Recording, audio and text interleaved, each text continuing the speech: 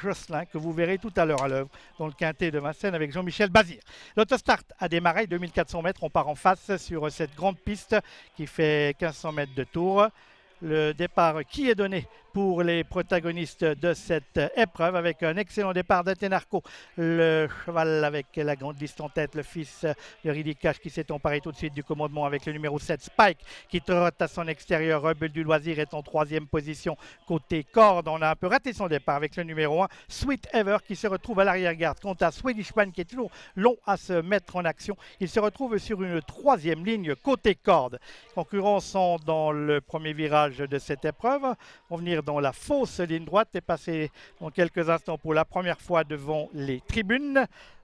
Il y a un tour et demi à effectuer et c'est toujours Athénarco, le numéro 6, avec Henri Turrettini à son sulky, qui dirige les opérations à son extérieur. Trotte le numéro 7 Spike. Dans leur sillage côté corde, on va retrouver le 2 Rebelle du Loisir, précédent Soleil de France, le numéro 4 en casaque blanche, manche violette. Sur une troisième ligne en dedans, c'est le grandissime favori, le 9 Swedishman, suivi par Sweet Ever qui a recollé. Sprint final est dans le wagon de 2, tout comme Padolin. Et c'est ultra classique maintenant le numéro 5 qui ferme la marche de ce peloton qui aborde le dernier tour de piste avec toujours un duo composé côté corde du numéro 6 Athénarco. À son extérieur trotte le numéro 7 Spike.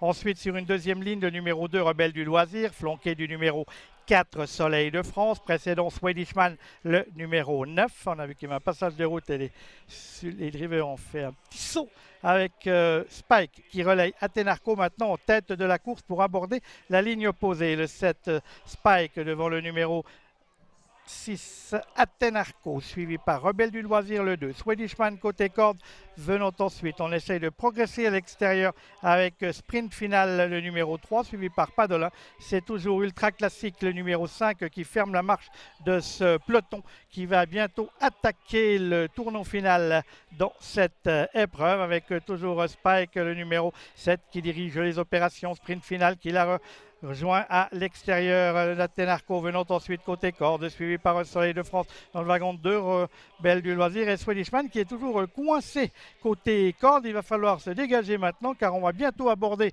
les 600-700 derniers mètres de course. On est dans le tournant final. Ensuite ce sera la fausse ligne droite et 300 mètres de ligne droite pour terminer.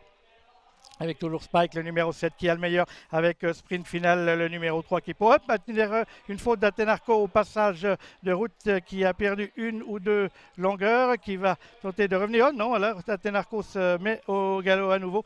C'en est fini de ses chances et c'est Spike qui maintenant a pris le large alors que Swedishman est sorti et vient tout à l'extérieur. Mais il y a du terrain encore à refaire pour Swedishman alors que Spike n'attend personne avec Nathalie Gonin qui a rigolé dans la première avec Smile qui va tenter de faire le doublé avec Spike alors que Swedishman maintenant se rapproche à la vitesse grand V. On finit en montant. Il reste encore une centaine de mètres à faire avec Swedishman qui fond littéralement maintenant sur Spike avec Swedishman qui dans un rush final éblouissant. Swedishman, le numéro 9 s'impose. Spike sera deuxième. Padolin, le numéro 8, troisième devant le 5 ultra classique. Magnifique victoire de Swedishman, le numéro 9 qui